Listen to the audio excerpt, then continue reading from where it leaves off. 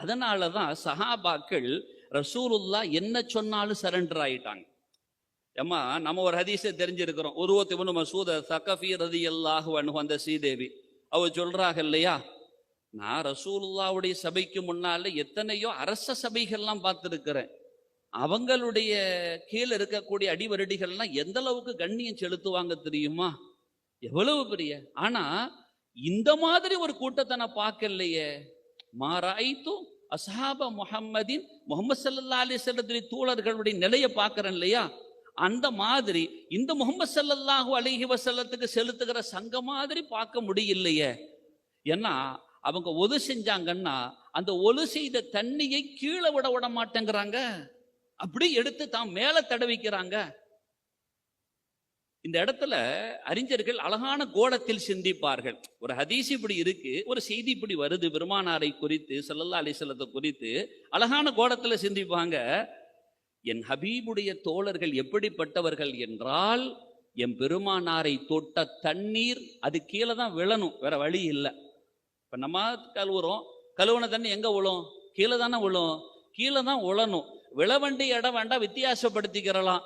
ஒரு கக்கூஸ்ல விழாம வேணுமானா ஒளி செஞ்ச தண்ணிய நாம ஒழுங்கான அந்த 2 வே இருக்கு இல்லையா, பாத்ரூம்லயே 2 இருக்கு இல்லையா, இதுல இந்த பகுதியில கழுவிக்கிறோம், நேரடியாக அந்த இதுல போயிட வேண்டாம்னு சொல்லி வேண்டாம், தவிர்த்துக்கலாமே தவிர இடத்தை மாற்றிக்கொள்ளலாமே தவிர விழுகிற தண்ணீர் கீழே தானே விழப்போகுது. ஆனா சஹாபிகள் என் கண்மணி ரசூலுல்லாஹி ஸல்லல்லாஹு அலைஹி வஸல்லத்தினுடைய தொட்ட தண்ணீர் கீழே தான் விழ வேண்டும், அந்த தண்ணீரையே கீழே விடவில்லை. என் பெருமானாரை குறித்து ஆய்வு செய்கிற அறிஞர்கள் சொல்வார்கள், இந்த விழுகிற தண்ணீரையே கீழே விழாமல் தொட்டு கொண்ட சஹாபிகள் தங்களை எப்படி புனிதப்படுத்தி இருந்தார்கள் என்றால், விழுகிற தண்ணீரையே விடவில்லை, அவர்கள் விட்ட வார்த்தையவா கீழே விட போகிறார்கள் என்றார்கள். அவர்கள் சொன்ன வார்த்தைகளவா கீழே விட போகிறார்கள். ஸல்லல்லாஹு அலைஹி வஸல்லம் நிக்கிறாங்க, மெம்பர்ல நிக்கிறாங்க, இஜ்லிசு அப்படிங்கிறாங்க, குதுபா பிரசங்கம் மேல ஏறிட்டாங்க, இஜ்லிசு அப்படிங்கிறாங்க. அப்துல்லாஹ் இப்னு மஸ்ஊத் ரலியல்லாஹு அன்ஹு அப்பதான் வாசலுக்குள்ள வர்றதுக்கு வெளியில நிக்கிறாங்க.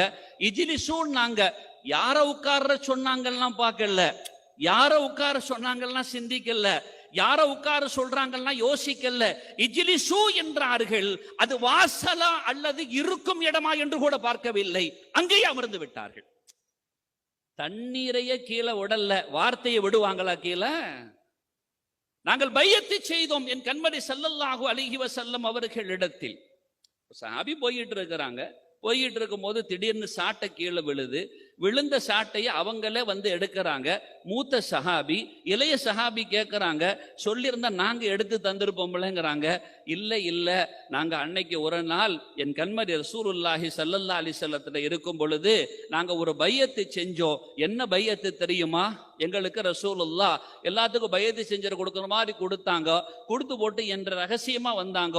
அசர்ர அலைய ரகசியமா அப்படி வந்துகிட்டு மெதுவாக சொன்னாங்க, லா தஸ்அலுன்னாஸ ஷைஅன், மற்றதெல்லாம் சத்தமா சொன்னாங்க, லா துஷ்ரிகு பில்லாஹ் இதெல்லாம் சரியா சொன்னாங்க, எல்லாம் சொல்லிட்டாங்க, ஓகே எல்லாம் நாங்க சத்தமா சொன்னாங்க, ரகசியமா வந்து சொன்னாங்க, லா தஸ்அலுன்னாஸ ஷைஅன், மக்கள்கிட்ட எதுவும் கேட்டுறாதியோ அப்படின்னாங்க.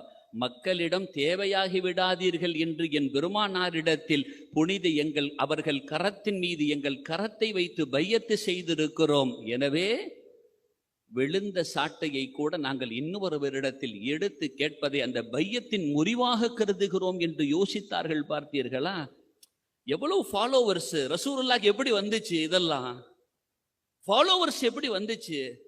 அவங்கள யார்? ரசூலுல்லாஹ். அல்லாஹ் சொல்றான், நீங்க அத்தீஉல்லாஹ் வ அத்தீஉ ரசூலுங்கிறான்.